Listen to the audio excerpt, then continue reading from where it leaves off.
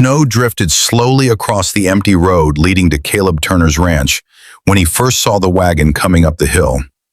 The ranch sat far from town, surrounded by wide plains and silent fields where only the wind usually traveled. Caleb had lived there alone for 7 years since the fever took his wife and newborn daughter in the same terrible winter. After that winter, the ranch had grown quiet. Some men drowned their grief in whiskey. Caleb buried his in work. He repaired fences before sunrise, rode the cattle lines until dusk, and returned each evening to a cabin that held only silence. That afternoon, he was fixing the gate when the wagon finally reached the front of the property. The horse pulling it looked thin and tired, and the driver appeared exhausted. Caleb stepped closer, resting one hand on the wooden fence. The wagon stopped slowly. A man climbed down first. He looked worn from travel, his coat covered with road dust. Then another man stepped down, and another, and another. Caleb counted silently. 5 boys climbed out of the wagon, one after another. They looked between 8 and 16 years old, standing close together like they were used to facing the world as a single unit. The driver walked toward Caleb, removing his hat. "Name's Harold Pierce," the man said. "I run the orphan house down in Laramie." Caleb frowned slightly. "You're a long way from Laramie." Harold nodded, glancing back at the boys.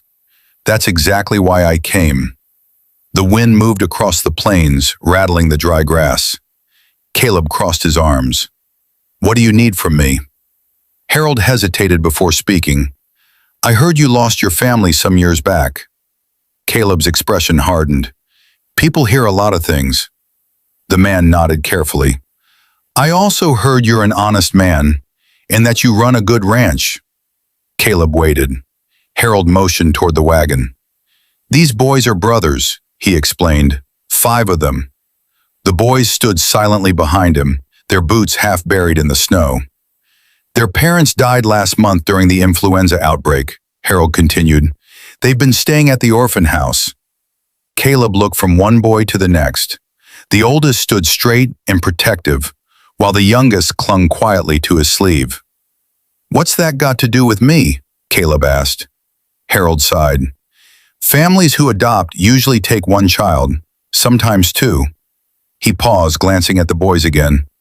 "But nobody wants 5. The wind blew harder now, carrying the cold smell of coming snow. "The town council says we have to separate them," Harold said quietly. "Send them to different homes." The boys stiffened behind him. Caleb noticed the oldest boy place a hand on the youngest boy's shoulder.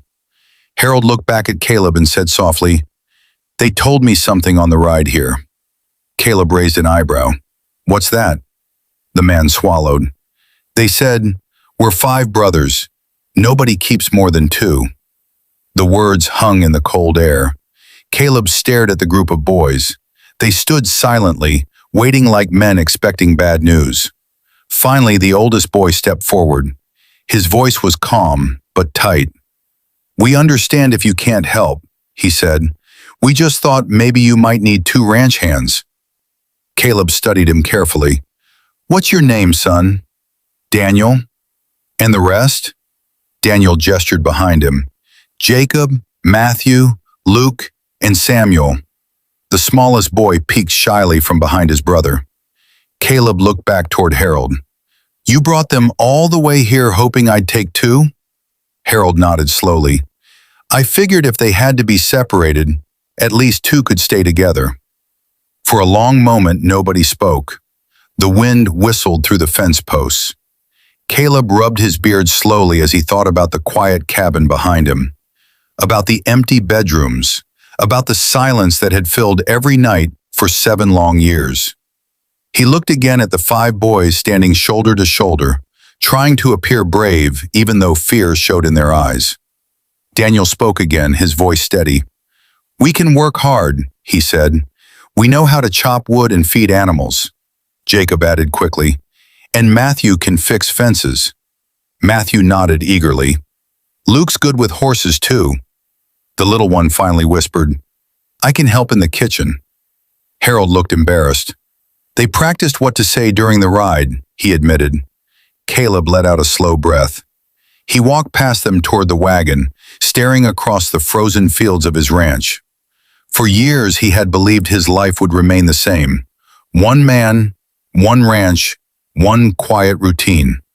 But now 5 pairs of eyes were watching him, hoping for something none of them expected to receive. Caleb turned back toward them. Daniel spoke again, repeating the sentence that had followed them all the way from town. "We're 5 brothers." His voice grew quieter. "Nobody keeps more than 2. The younger boys looked down at the snow. Caleb stared at them for several long seconds.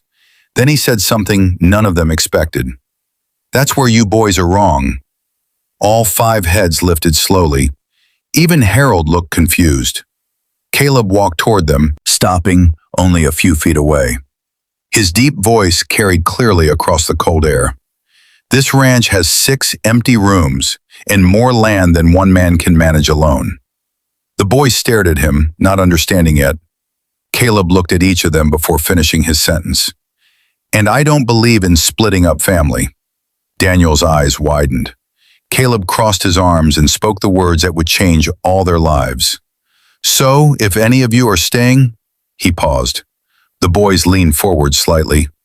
"All 5 of you are staying." The wind seemed to stop for a moment. No one moved. Harold's mouth slowly fell open.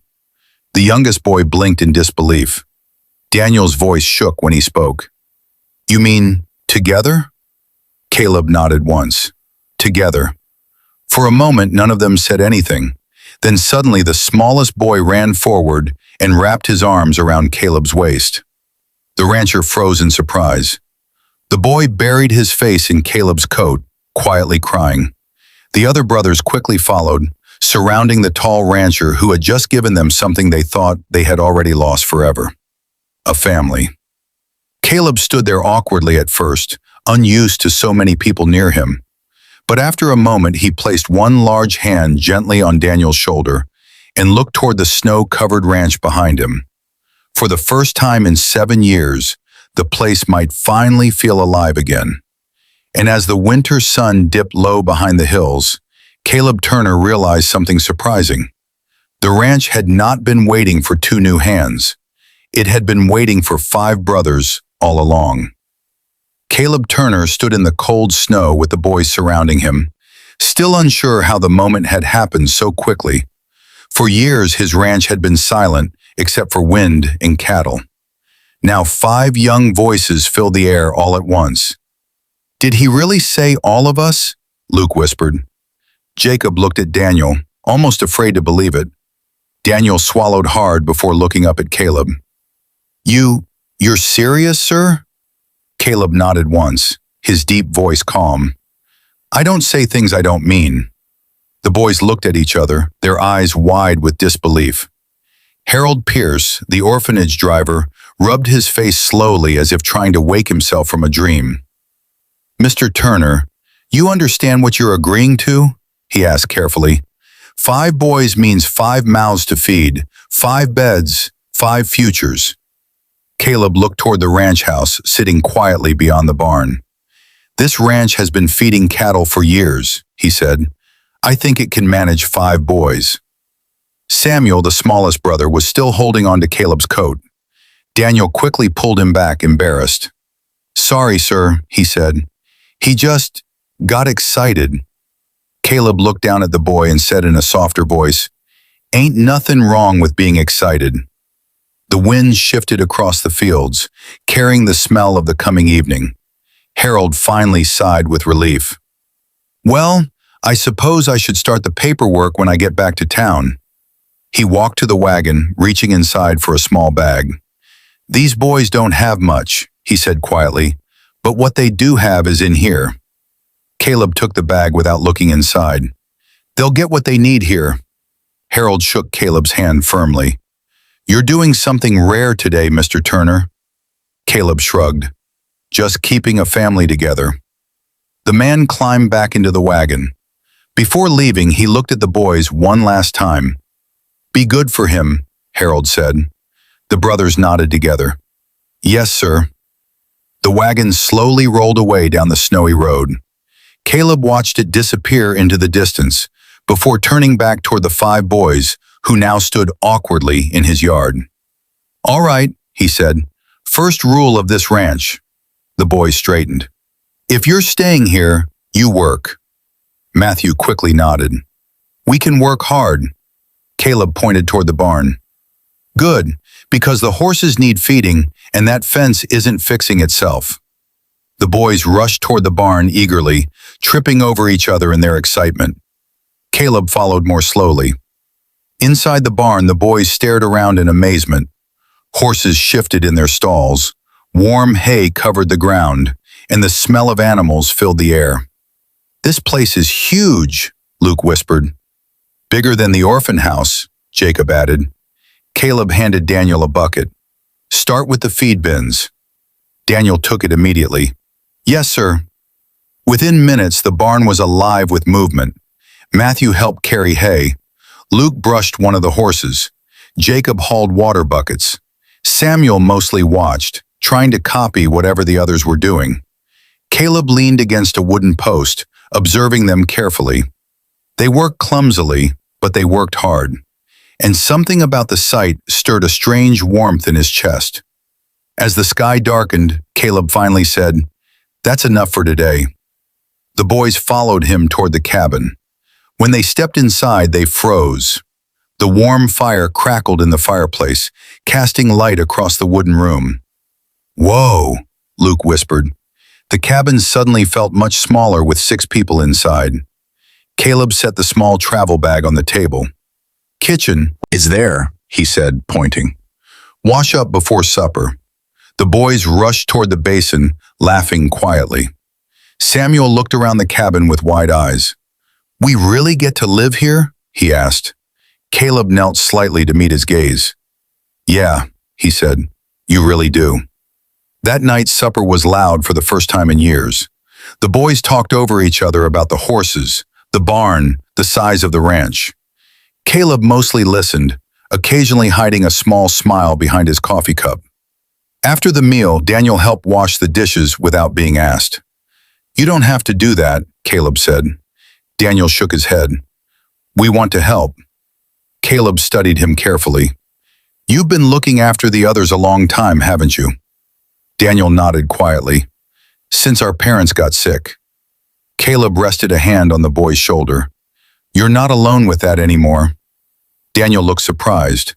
For the first time since arriving, his eyes softened. Later that night, Caleb showed them the empty bedrooms. The boys stared at the beds like they were treasures. "We each get one?" Matthew asked. Caleb chuckled.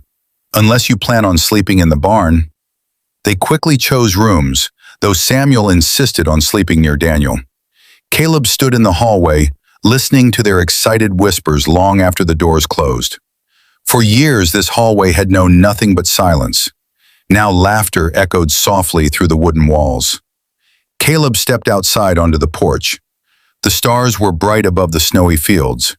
He leaned against the railing, looking across the quiet land. The ranch no longer felt empty, it felt alive. Behind him, the door creaked open. Daniel stepped outside quietly. "Sir?" Caleb glanced over. "Yeah?" The boy hesitated before speaking. "Thank you for not splitting us up." Caleb looked back across the ranch. "Families shouldn't be split apart," he said simply. Daniel nodded. Then he asked something unexpected. "Does this mean we're your family now?" Caleb thought about the question for a long moment. The cold wind moved gently across the fields. Finally, he answered in a steady voice. "Yeah, son." Daniel smiled slowly before returning inside. Caleb remained on the porch a little longer, staring at the ranch that had once been so silent. 5 boys now slept beneath his roof. And somehow, the loneliness that had lived there for 7 years had finally begun to fade.